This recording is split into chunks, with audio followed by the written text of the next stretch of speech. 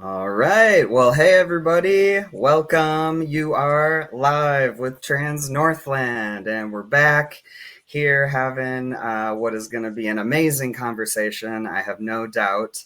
But before we jump into it, my name is Sean Hayes. My pronouns are he, him, and his. I am a co founder and the executive director here at Trans Northland, which is just been one of the biggest joys of my life to be involved with this organization. And funnily, just a little history. Today's guest, we also have a shared history, and she has also been involved with our organization and getting it to be what it is today. And so, yeah, would you like to introduce yourself, guest? Danielle Thralow, she, her. Yeah. And Amazing. I appreciate what you do. Um, you do, I mean, organizing things like you do is underrated, and thanks for doing it. Oh, well, thank you. Yeah, I really love doing it. I've learned over the years, and it has not been just me. It's been so many people Mhm. who have helped, including yourself, way back at the beginning. And I know we've had you come and perform at different events of ours in the past. And so I'm just really looking forward to getting to chat more with you. We never get to talk these days, so it'll That's be good true. Mhm. to catch up and just let, I think, our viewers, community members, hello, there's some of you watching. Yay, hi, thanks for joining us. I'm just really excited that they can get introduced to you as well, and maybe become new fans. Will increase your audience sizes, all of that. Well, thanks. Thank you for the opportunity. Heck yes. Well, thanks for being here.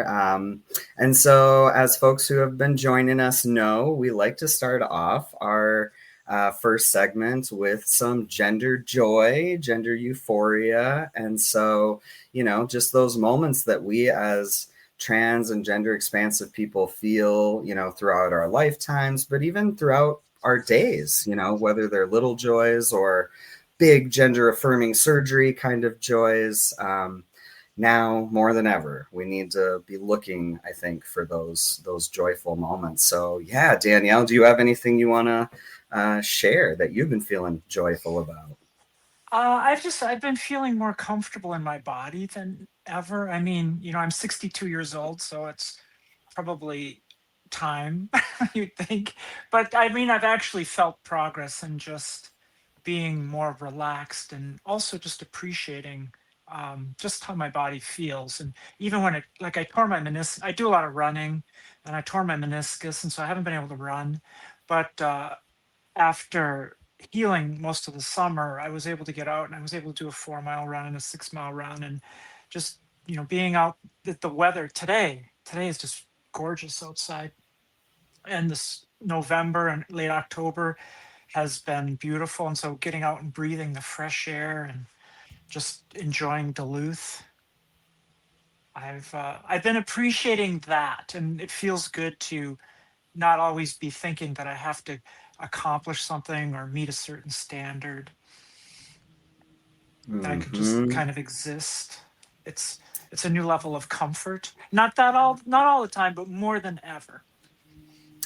I love that. I love to hear it. And I, as someone who also, I've come into my own in new ways just in the last year or two of my life. And so I think we're always sort of, I mean, the hope is that we're always gaining that confidence and maybe comfortability within our own body, physical bodies, but also like on the inside, right? And being able to go out and enjoy nature, before it gets too cold.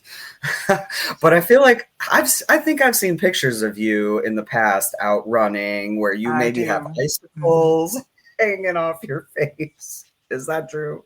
I measure the Duluth winters by number of hats I have to wear. And so I think the Layering record them. is 6 hats. Ooh, and you're still out there, girl. Yeah.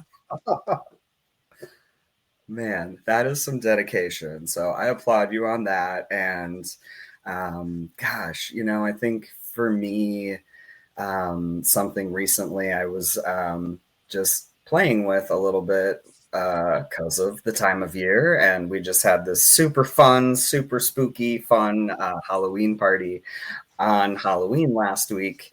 And I never really grew up experiencing Halloween like the typical trick or treating. Like we dressed up, I think, as little kids, but then my family was very religious and conservative. And so we would often be at like church, sort of like fall festival type Yeah, yeah, event. yeah. And Hmm. so like dressing up wasn't a thing that I did like from basically like my preteens on. So I've never Hmm. really been comfortable or like wanted to get excited about dressing up in costume until just this year where community members were like, "Hey Sean, y'all should do a Halloween party." And I was like, "What? I'd have to dress up then probably." And you know, it's like something as silly as that. Just like I sort of made the decision that I was just going to lean in and do my best and I stole my bestie's birthday theme because I already had an outfit, emo kind of punk rock thing, and so I recycled the costume, but I still like had fun and enjoyed seeing people's reactions to me dressed up, and that's just something new that I hadn't experienced, and getting to do it as like me back in the day, right? When I might have wanted to dress up and actually like have that style, that wouldn't have been allowed like in my family and in my home. And so getting to, I don't know, Hmm. explore that now, even as I'm 38 years old, like first Halloween I've dressed up in, I mean, that was joyful for me. And now I think I'm hooked for like ever now because everyone wants us to do more Halloween parties. So I might be dressing up every year now, which could be fun. And actually, that reminds me, what did you go as for Halloween, Danielle? I was Wonder Woman this year, and Yes, and it went yes, well. It went I well. love it. Uh, there's pictures on my Facebook feed, and there might be one on my Instagram. And Oh my goodness. Well, I will see if I can find that because I think I did see, and you looked amazing. I mean, as always, you are it super turned out. fashionable. It turned It out, turned and I wasn't going to do that at first, but my girlfriend's even more into Halloween than I am, and which oh, is she I appreciate that energy, and so she picked the Wonder Woman costume, and it was the right choice. She picked my Maleficent costume last year, and I won a costume contest, so there was a lot of pressure. And then this year turned out well, and so now next year there's even more pressure, and I'm not sure. I mean, it's hard to. I feel like Heidi Klum. You have to top it every year, but yet that's it's a bit of work to put together a good costume. it But once, is. once, yeah, once I had it, I went out every night last week. I performed 3 times, and plus then I went to at least 2 parties. So that's like 5 times. It was a lot. Yeah. That's a lot. Yeah. And I just tried to throw it up on there and it didn't work. Oh There it yeah. is. Look at Look you. at this. Yeah. This is fantastic, Danielle. Like, if I had a sign with 10 on it, I'd be holding it up right now. 10 out of 10. Oh, I love that. Yeah. The picture in front is unaltered, but the background was Yeah. a little bit of artistic license. I was going to say superhero. That is what you are. I love that. Well, yeah, speaking of, I mean, events, I know there were a ton of events last weekend with Halloween, and we always like to take a minute to highlight what is something that I really enjoyed doing. Part of my job is looking around and finding different kinds of events that are happening here in our Northland community. And we have curated this events calendar that lives on our website. And so we throw, of course, all of our events, support groups, things that we have going on there. But then anything, whether it's a drag performance or, an art event, a queer skating club, like there's so many cool things that happen here in our community that like I don't even always know about. And so you can go and check out our events calendar from our website, which I'll throw up our little website ticker thing there. But coming up, for us, Look at you. This is better than CNN. ah, I know, I love You're it. I popping up graphics on the side. You've got tickers on the bottom. Pretty soon we're going to see the S&P numbers here. We're gonna go live to someone on scene, and Yes. I gotta say, I really love it. I really do enjoy it. It brings me You a lot of are, joy. yeah. Thank you. Yeah, so for Trans Northland, at least coming up, for a lot of folks may know, November is Trans Awareness Month. Um, and I think that probably grew from the fact that every November 20th, we honor Trans Day of Remembrance every year. So a lot of folks are probably familiar with that, but that's a day when communities across our country, across the world, come together and we honor all of our lost trans, gender expansive, non binary siblings who have been murdered in the last year. Um, and so it's not really, I don't think, any of our favorite days to gather, but we do every year have a street side candlelight vigil that will be happening again this year on Thursday, November 20th. So I just want to put that blurb out into folks' brains right now.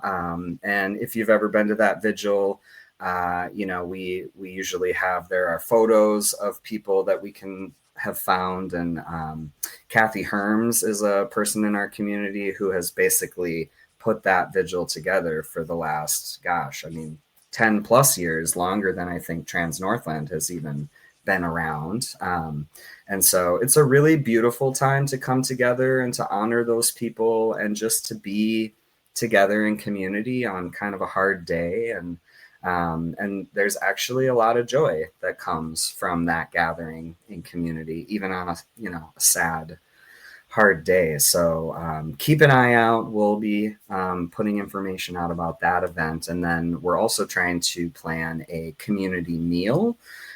So that may be related to Trans Day of Remembrance, but also, we've got Thanksgiving and holidays coming up. So we just thought it might be fun to throw a just fun potlucky kind of feeling meal. So more to come about that. And then, yes, so check out, we've got an amazing event that I'm going to get to in just a minute here that features our incredible guest. But also just want to highlight that UWS's annual drag show is happening this Saturday, featuring beloved queens of the area, that Queer Issa and Dixie Diamond. So go over, support students, support our youth, who have worked hard to put that drag show together over at UWS. And then next Saturday, 2025 Hot Dish Bake Off event is happening. So if you've heard of that one or maybe not, that is supporting our local We Health Clinic, abortion provider. They also Is that the provide 15th, November uh, 15th? let me double check because I want to get that date right. So Um, November 20th, that's a Thursday. That's the Trans Day of yep, Remembrance. And then, that is right. yeah. And then Mm, Thanksgiving is a week later after that, I think. Or ooh, it wait, might be the yeah. 22nd. Okay, so we're going to get back to you on that. But Hot Dish Bake Mhm. Up is coming up. Actually, one of our board members, Cam, is going to be one of the judges. So that's always a fun event and a great way to support We Health, who, is one of, I think, the only abortion providers in our whole region, I think. And then they also provide so much gender affirming care, safe sex, all sorts of things. They are wonderful folks. So go eat some hot dish and support their work. And last but not least, and I'm going to turn it over to you to chat a little bit more about this one, but let me see if I can get it up there. We've got the Beaver Moon Music and Comedy Extravaganza. Tell us more about that, Danielle. It is an extravaganza, and I get to headline the one of the comedy portion. There's three comedians: Emily Rock, Comrade Tripp, and myself. I'll go up on stage. I think it's at 7:30. I wrote that down. Yeah, 7:30. So the whole thing starts at 5, and there's the bands. and then comedy. So it's music and comedy. It's like a variety show, but try to get there as early as you can and stay as late as you can. The bands are excellent and the comedy is excellent. If you don't like me, Comrade's funny and Emily's funny. And then there's going to be Beaver jokes. And how can you go wrong with Beaver jokes?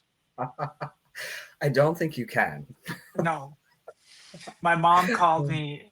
This is a true story. My mom called me. She lives on a little pond and she said, Danielle, have I told you that I have a beaver? I'm like, well, mom, I didn't want to assume. And she's like, yes, I have a beaver and it's a problem. It keeps dragging sticks into the yard. Oh, okay. And chewing on them. Okay. Thanks, Oh mom. man. I'm like, are we And getting my mom is a little 85 years teaser? old. And so, yeah, when you, I mean, some people, when you're that old, that's just cute. Right? That's so cute.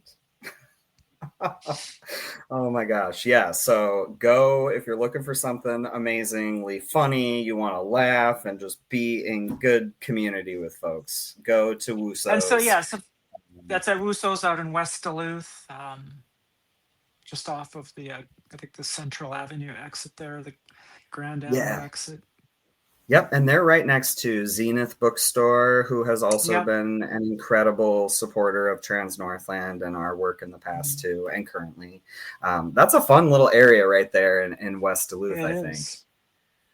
I love it. Well, And I'll be I hope I'm headlining a able show to. in Bayfield too. If you have anybody in Bayfield on November 22nd, I'll be at the Honest Dog bookstore, which they have a stage in their bookstore, which is wonderful. And so I'll be headlining a show out there in Bayfield. That is amazing. Yeah, you're a busy gal. We're going to hear more about that very soon. And so, where I was going to say too, and we can maybe say this at the end, but is there a good place where folks can kind of follow you and like, know when you have shows coming up? Should they just like friend request you on Facebook or what's the best way to find you? Yeah, I will always post it on my Facebook feed, and I'm pretty good at posting it on Instagram. And if you want to send me a Facebook message with your email address, I can put you on a email list. But some people don't like that. If you don't want to do that, I'll post the posters like the one you just showed um, Yep. in my Nice. Facebook feed. I know. And I try to find them and share them when I see them Mhm. too and add them onto our calendar. So that's I another appreciate that you good do that. place. That's a lot of work for you to do that. It well, hey, it takes a click of a button to click share, and And that's I've an seen easy thing you're we pretty can good all at, do. yeah, you're pretty good at clicking those buttons because I you're into the special effects there. I see it. That's right, man. I wish I need to bring up some more. Oh, here, I'm gonna pop it up. Bam, because we're gonna jump into our conversation a little deeper here. So fancy graphic question at the bottom. So, Uh-huh. Danielle, how long have you been living here in the Northland and what brought you here? Well, Northland, that's kind of a relative term. I mean, yeah, I was born in Illinois in 1964, and some people think Illinois is north. And then I moved to St. Joseph, Minnesota in 1967, 1968. My parents moved there with me. I was probably like 3 years old. And then I lived on a farm in central Minnesota until 1982. And then that's when I graduated from high school. And then I was off. I left home immediately. I left the farm as soon as I turned 18. But I went to North Dakota. That's pretty Northland, Oh, North Dakota. So I lived in North Dakota until 1992. And then in 1992, I moved to Duluth. And so I've been living in Duluth since 1992. And I love it. I've lived everywhere I've lived. I mean, I loved living on the farm, but it was so much work. And I could just, I felt it was time to, I had a conservative family as well. They were wonderful. I mean, they provided good food. We had shelter. I got an education. But, back in the 1980s and the 1970s, transgender as a word didn't even exist, and so I was ready to head off to college. I just didn't realize. But the beautiful thing about the University of North Dakota is that it was very inexpensive, so I Mm. didn't graduate with much. My student loans when I graduated was about $12,000, Oof, because man. North Dakota's University of North Dakota was very inexpensive. So I was fortunate in that aspect. And then, you know, so you think going to the university, and then they give you a free counseling, right? You get a free counselor if you ever want to go visit the counselor. And I remember visiting the counselor in 1983 or 1984 and telling them that I felt like I was, there was no word for it. So because the word transgender didn't exist until like the early 90s. And so I was just describing that I felt like a woman, and they said, don't ever tell anybody. That's what my counselor said. You keep that to Wow, yourself. that's wild. So that's how college was. And then, Man, yeah.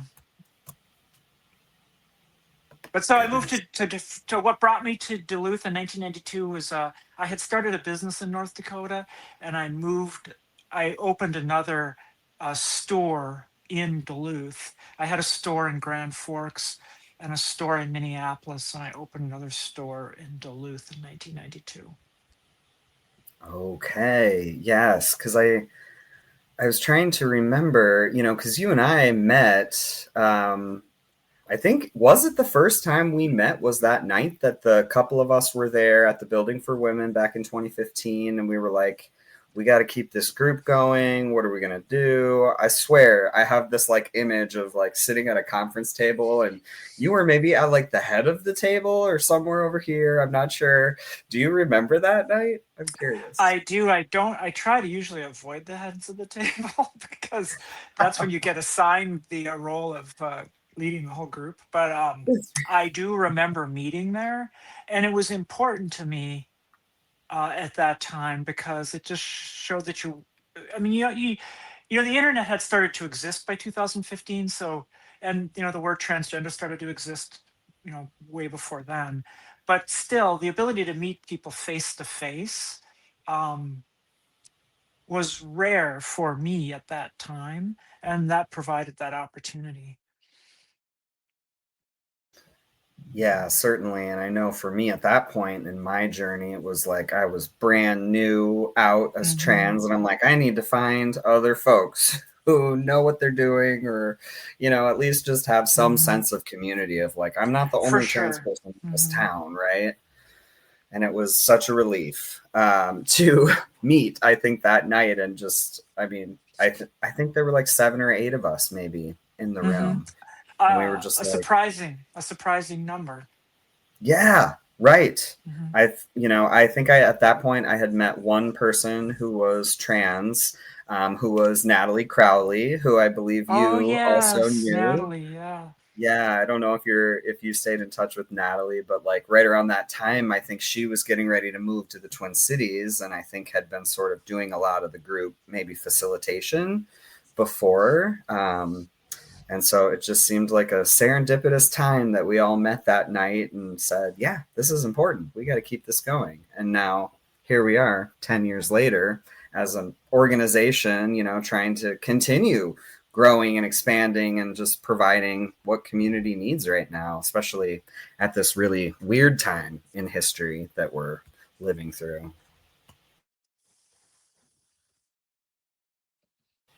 So then, okay. Well, you mentioned the business aspect. Could you talk a little bit about that? Like, I don't think I even really know, because when I was reading a little bit about you, it was like you had founded several businesses, and then sort of, I don't know if you were like, I don't really want to do the businesswoman thing anymore, or how did that all happen? Well, that's so when I was I've always known. I mean, my earliest memories are that I was transgender, even when there wasn't a word for it, and I had always known that back then that it wasn't something that was good. It was always portrayed as not good, and and it was such a almost, I mean, it was just so, I needed a way. So in college, I set these goals, and one goal was to figure out how to address this issue or problem that I had, how to cure myself or how to fix myself, and what I was going to be able to do to go out through life.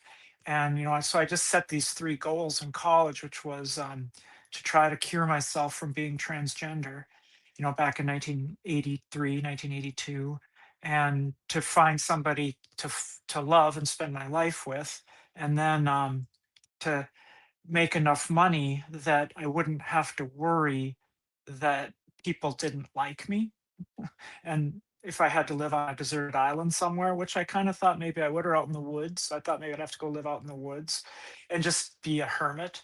And so I'd have to be able to afford to do that. So those are the three things that are always in my mind. Um, and then I started a business in 1986. It was a vintage clothing store, and it was kind of started by accident.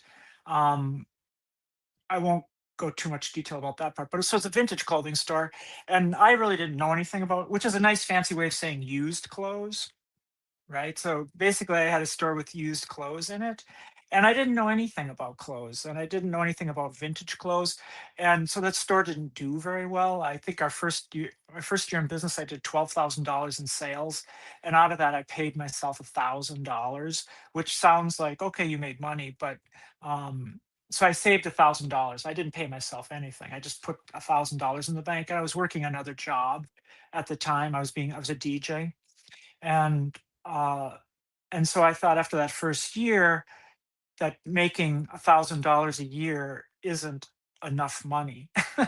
I needed to make more money, and I needed to make it faster. So I started investing that money in the futures market. And after a week, I had lost all $1,000. So I thought, but luckily, I had just graduated from the University of North Dakota. This is 1986, and so I was getting these credit card offers, and that they offered cash advances. So I took out cash advances so I could make that money back. And after 3 months, I was $50,000 in debt at 18% interest. And so I knew that making $1,000 a month was going to take me 50 years to pay off that debt, even if I didn't pay the interest. So I just realized that the clothing store wasn't really working, but there were a couple things in the clothing store that were working: sunglasses and postcards. So I got rid of all the clothes, and I closed that location, which was a very bad. It was in the basement of a apartment complex next to a deli, and so the foot traffic was horrible. But so I had a going out of business sale. I raised $500, took that, and I moved it to a mall that I affectionately called the Post Nuclear Plaza. It's called the South Forks Plaza. We called it the Post Nuclear Plaza because half the lights were out and a third of the stores were boarded up. But it was what I could afford. It wasn't the A mall, it wasn't like the Miller Hill Mall. It wasn't even as Right. nice as the Holiday Center Mall downtown, but it had better foot traffic. And I got rid of all the clothes, and I just focused on sunglasses and postcards. And sales picked up. I did like $27,000 in sales um, that next year. Still not nearly enough to even make a dent in the credit card debt, just considering having to replace inventory and pay things like rent and insurance. But so I had that store in Grand Forks and slowly just kind of kept plugging away at it. And I had a partner that then opened a store in Minneapolis. And then because of the change in climate in Grand Forks, we had a lot of Canadian customers, and they had stopped coming to our store because um, the exchange rate was shifting, and also the tax structure was shifting. So where half of our customers were Canadian in Grand Forks, it went down to like 10%. And so sales were declining in Grand Forks. So I was looking for a different place to open another store, and that's how I found Duluth. And so I opened a store on the Holiday Center again because the Miller Hill Mall would not have me because I wasn't good enough. I wasn't, the quality of my store, I just couldn't put enough money to make it look like it needed to look back then. They've gotten a little more accepting now because I think malls are facing a harder time. But back then, malls were like the peak of where you wanted to be. The Mall of America had just opened.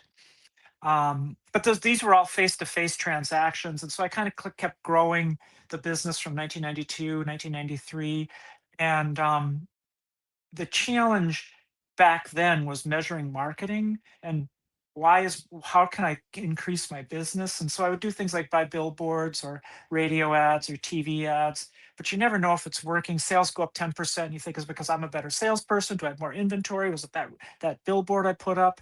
And so I would just keep doing the same things, afraid to upset the secret sauce. But in 1993, I was reading about in PC Magazine, I was reading about this new thing called the World Wide Web, and the article said that not only would you be able to, with the World Wide Web, know how many people were looking at your ad, which back then was a banner ad, but you'd know if they actually interacted with the ad. So you'd know if they clicked on it. So then you'd know if they actually came into your store from that ad.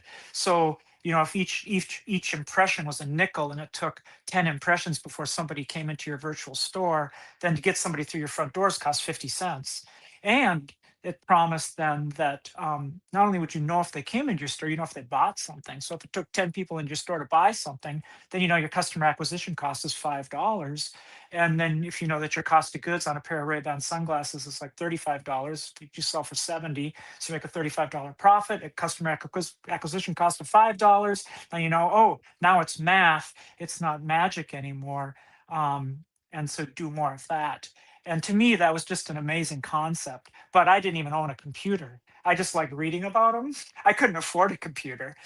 So I kept plugging away in 93 and 94, face-to-face transactions, 95, and I'm still deep in debt. I still haven't paid off a penny of the principal. I've just been making these little interest payments on the credit card, and I'd be getting calls from collection agents all the time. And that's how I learned how to deal with debt and debt collectors. And finally I learned that under the Fair Credit and Collection Act that you can just tell people they have to stop calling you. You send them a letter, you say, you can't call me anymore. And I said, I don't have any money. Stop trying to get money from me. I'll send you money when I have it. You don't need to call me and threaten me with lawsuits. And I said, but you can send me as many letters as you want, and I'll send you money whenever I get it. And so that's kind of how I plugged away through 95 and 96. And then in end of 1996, I was sitting in the store in Duluth, and a guy walks in, and I had been buying ads from him on something called faxes. Have you ever heard of faxes? Ever heard of a fax?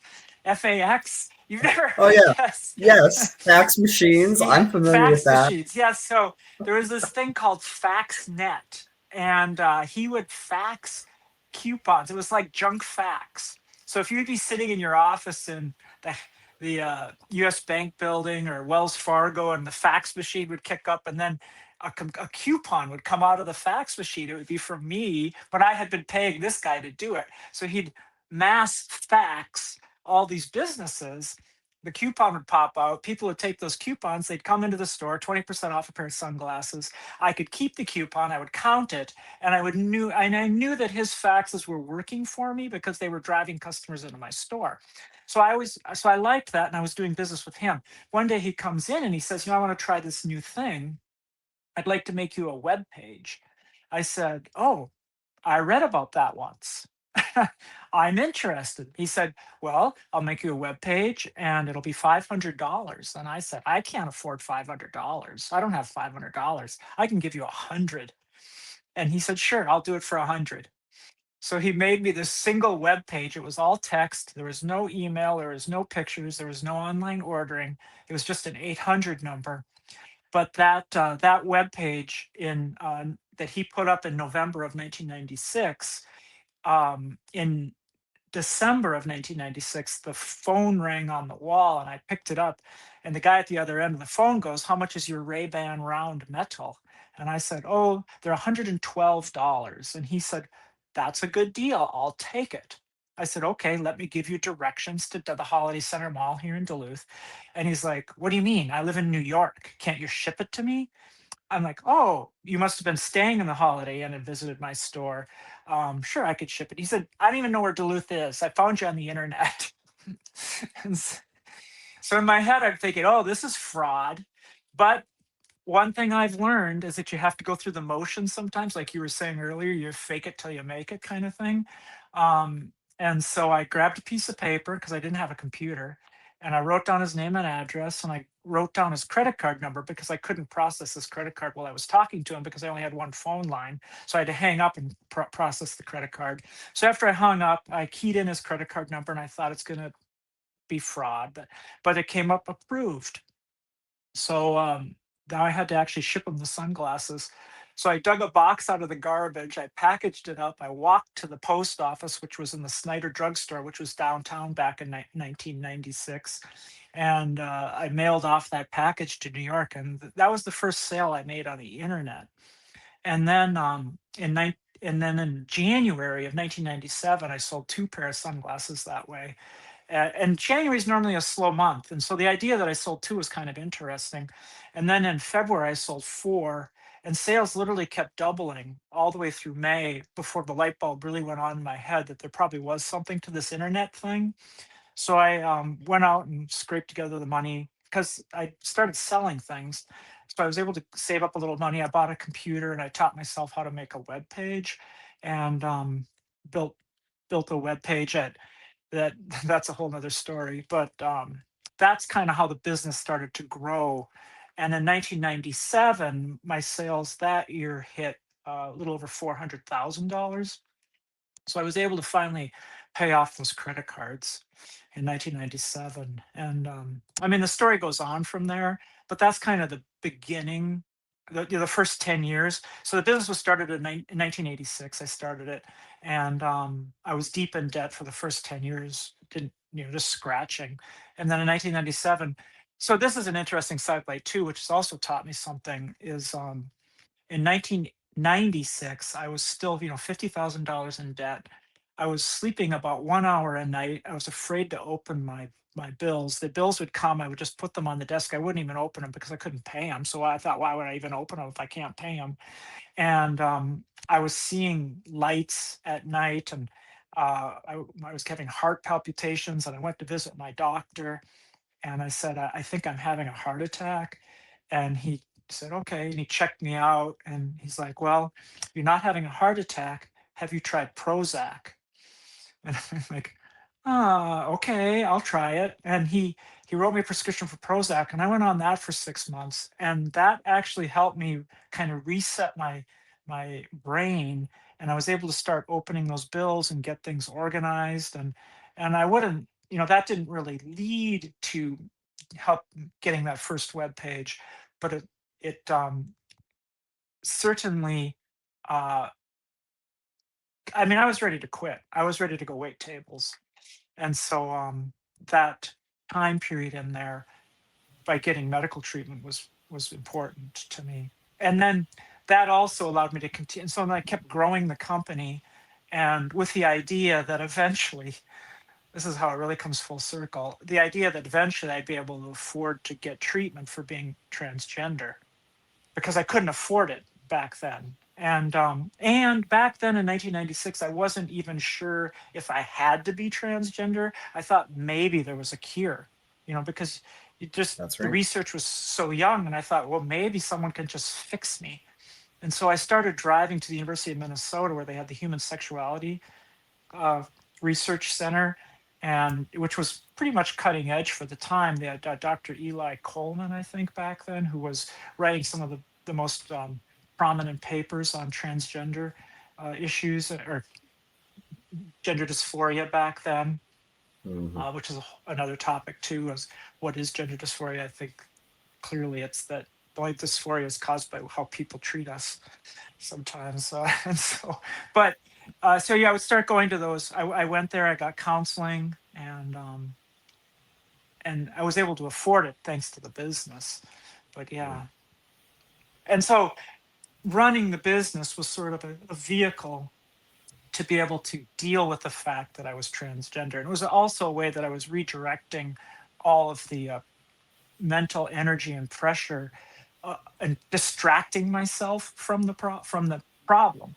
I mean, it's not a problem, but it is a problem back then when people keep telling you that it's a problem and that you're not, that there's something wrong with you. And so I thought there was something wrong with me. And so I felt like I needed to go fix it.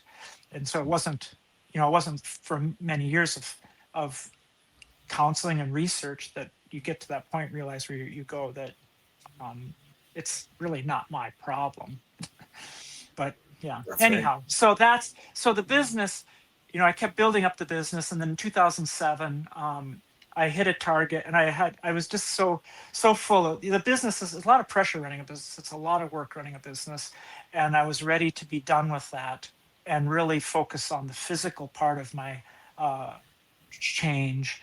Um, I've been dealing with the mental part for so long, and I had already been taking some anti-androgens by the mid 1990s. But I needed to start telling people. I'd still kept it secret from everybody except my doctor, and my spouse at the time knew. Um, so it was time for me, I thought, to tell the world and really just hit it head on. And that was one of the reasons I sold the business.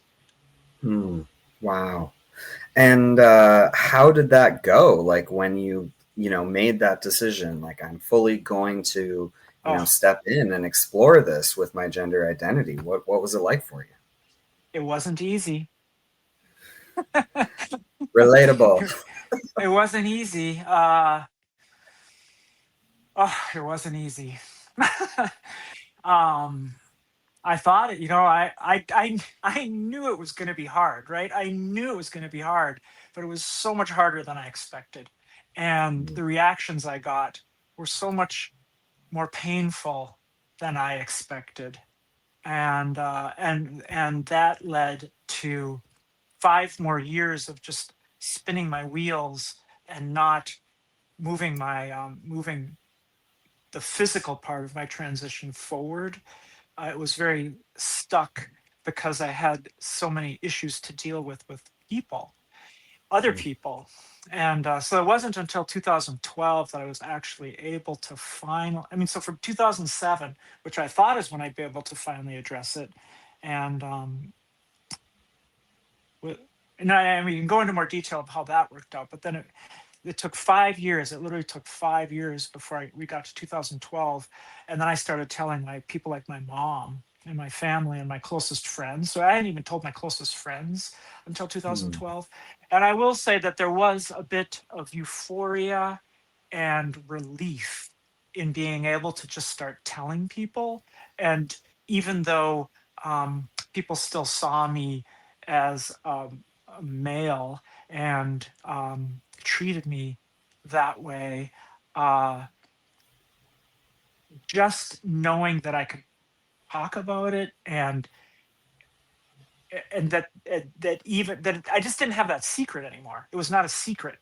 And so I didn't keep the secret from anybody after that. Everybody knew after that. And then I started getting on stage in 2013 and talking about it. And that, that's very freeing, and it reduces a lot of anxiety. I mean, and it creates other anxieties, but overall it was a net positive. Yes. Oh my gosh. Well, thank you for sharing that because I think anyone out there who is trans and or, even if they're exploring, their gender in a deeper way, I mean, I think we all can relate to that where it's like there's the fear of how are people going to react and how can I do this and, so many questions. Um, but I think the place that we're at in human history right now, though it can feel really dark and scary in a lot of ways, there is so much more visible support out there for people. And the more trans people I talk to and hear their stories, more of them have supportive, affirming family members, spouses, For people in sure. their lives Hmm. who are not cutting them out or disowning them. And I'm hearing less stories of that. Of course, it still happens, but just looking at sort of that big picture of how far we have come as a society is maybe Yeah, a I good mean, reminder for me. in 1970, 1980, 1990, I mean, I lived those 30 years, those 3 decades, and uh, it was not good. it was it's we've taken a step back since Obama left office and since Biden left office, but we haven't stepped nearly as far back as we were. So far, it's still 10 steps forward, 2 steps back, is how I would kind of look at it. I agree. And yeah, and I'm just like looking at our time. I'm like, holy crap, we're almost out of time. And so I got to throw up our next question. And you kind of did mention this, but you go from being this amazing, incredible, hustling businesswoman, and then now you're a comedian. How did this happen? How did you Yeah, start and doing this? let And me what add does that too that running a business as a closeted transgender person actually was an asset because it led me to consider that everybody who I spoke to that I would hire or anybody that I was dealing with in the business world, that they all had something. Everybody had, it just really reinforced that I needed to be more, that I needed to be kinder and give people more the benefit of the doubt and realize that everybody has a talent and we just need to find that in the people. And I think being transgender led me to that, allowed me to hire people who were um, underestimated by other people. And that helped me grow the business, and it created a business that was a lot like a family. And then, so then, after I started telling people I was transgender out loud in the public in 2012, um, I I started, I decided to do, so I started to do comedy at first when I was sitting at a funeral. I had thought of a joke. interesting? I thought of a joke while I was sitting in the funeral, and I thought, I can't tell this joke here at this funeral. The only way I'll be able to tell this joke is on stage. And I thought, I'll never get on stage. I don't want to get on stage. That's terrifying. And then the minute I said that to myself, I thought, well, now you have to get on stage because um, I think that it's important to do things that scares us as long as it doesn't kill me. I know, skydiving would scare me, but I don't feel a need to do that because to me that's dangerous. But getting on stage, you can only die figuratively, not actually. and, and so I thought, well, it's important for me to get on stage to just because I'm so terrified by it. And next, it's important for me to get on stage because I could be a hermit. I love just being home alone and not going out in public. And so doing comedy forces me to interact with people, and that's a good way to stave off dementia, I've read. Oh, so that's one of the reasons I do comedy. But then the real reason, I mean, the number one reason is that when you're trying, when people have made up their minds about something politically or philosophically, the only way that I've found that you can change a person's mind or at least let them consider a different way of thinking, even just the possibility that there might be another option than what they've always believed, is either they're a trusted advisor, and then to be a trusted advisor you have to be their friend for a decade and given them good advice in the past, and then if you say, you know what, the sky isn't actually green, it's blue, you might consider it, they think, oh well, you've been my trusted advisor, I will consider that maybe the sky is blue. The other way to help change people's minds is to make them laugh. When people laugh, it up it jostles the neurons and certain parts of the brain, and it makes them open to new ways of thinking and new novel ideas. Because the way people treat novelty is very unique, and people meeting me for the first time, I'm a very novel experience for people. And when people have a novel experience, their reaction can be very unpredictable. Some people laugh, some people cry, some people run away, and some people get violent. And so, Hmm. um, if I'm telling people I'm transgender, or if they're figuring out I'm transgender, and I'm not sure how they're going to react, well, it helps a lot if they're laughing. So if I can win their trust over with some silly jokes uh, before we start talking about the transgender issues in my set, um, they've gotten to a point now where they trust me a little bit more. They're having a good time, and their brain is more easily to willing to accept something new that they're not used to. And so Mhm. that's the so so doing comedy is sort of a way of brainwashing people into not being into accepting transgender people more easily. I love that you said brainwashing, because just as a little side note, whenever we've done like Trans 101 trainings in the past, there's always like a slideshow and there's a welcome. And then the next page is usually like your agenda for like your talk or whatever. And I always say the trans agenda. And I feel like this is maybe what our trans agenda needs to shift more into, like utilizing comedy and art in these ways that, as you're saying, kind of open people up. Maybe even if it's like a cracked open door, I mean, it's That's like the there's trick. Yeah. possibility. Even a crack, even a crack. Hmm. And so it sounds like, and I've been to some of your shows, but for folks who maybe haven't seen you, can you kind of talk about like what your sets are like? You mentioned, that you maybe talk about trans issues in them. Like, how does Oh, that for go sure. over? And I've also tried to go into some of the most conservative areas of the United States. I mean, I've been to Central Florida, I've been to northern Minnesota, I've been to Alaska. I try to go places that the crowd is um, perhaps less likely to have had experience with transgender humans, and so yeah, so I've been to those places, and I've never had a problem yet. Mm. I mean, the biggest issue I got heckled pretty hard in Immokalee, Florida, but eventually they came around. And I did get some help from the other comedians in that one. But eventually the crowd came around, and that was the toughest one. And that was early. I'd only been doing comedy for a couple of years at that point.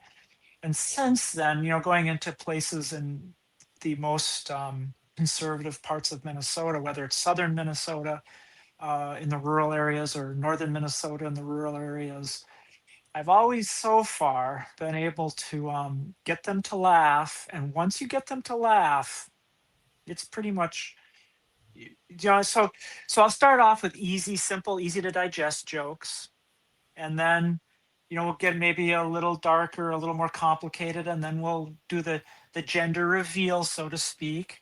And I I tie that. I mean, maybe they figured it out, maybe I they love it. haven't. I never know if they figure it out Yeah. in advance or not, so I just never assume.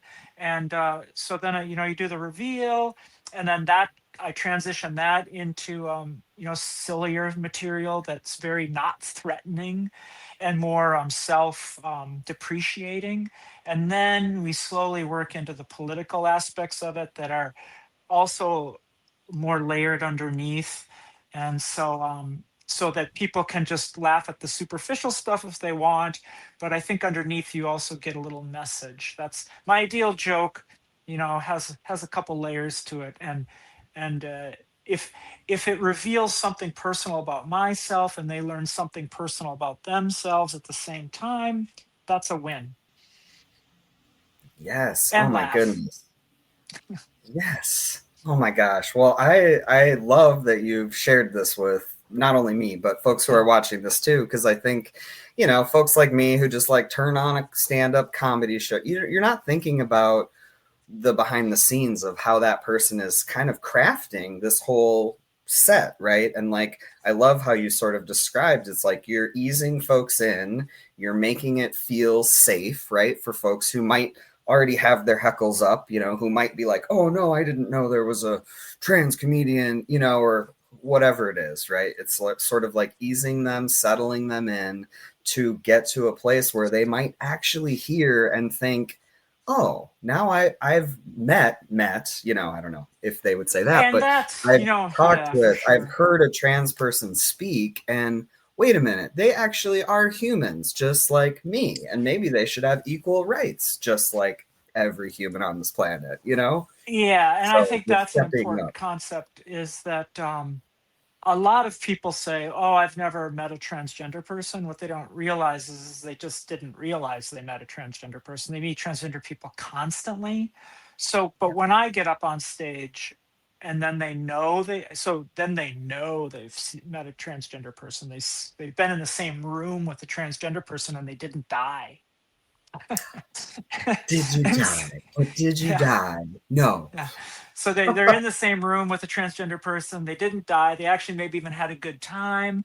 And so hopefully then when they're back home with their friends who are making silly jokes that are even jokes, they're inappropriate. Maybe they'll just think in their head, or maybe they'll say something out loud, or even if they're, whether in the voting booth or just listening to a politician, they might think of it in another critical way and just think, Yes. why are people so worked up about this? I was in a room with a transgender person once and we had a good time and nobody got hurt. That's right. And we had a good time. Like, We had a imagine good that. time. Mhm. Oh my gosh. Well, holy crap. Our time is wrapping up, Danielle, already. Well, this has And been a good time. this has Thank been you. so lovely. And now I'm thinking about it. I'm like, dang, I should have asked you to like tell us a joke. And now I'm like putting you on the spot. So I don't know if you have anything that you were like, if there's a minute, I could, or like a little teaser for Saturday's show or anything like that as we're wrapping up. Well, I'm going to make the assumption that the people watching this are probably more prepared for me to go a little darker quicker or a little deeper quicker. And the other thing I'll say is that I've also been trying to be a little more optimistic in my humor and a little less cynical. And so, like, everybody knows about that. Our government recently had an executive order that passports for transgender people are supposed to reflect what the initial birth certificate said. And so, so they mailed me my new passport and they changed my gender marker from F to M. And, I know why they did that. It's because they want to make sure that there's no confusion that I might be a DEI hire. Yeah, I'm not. That's I'm not. According to the United States government, I'm a privileged white male. that's right. Oh my gosh. And when they sent me the passport, I got a 20% raise.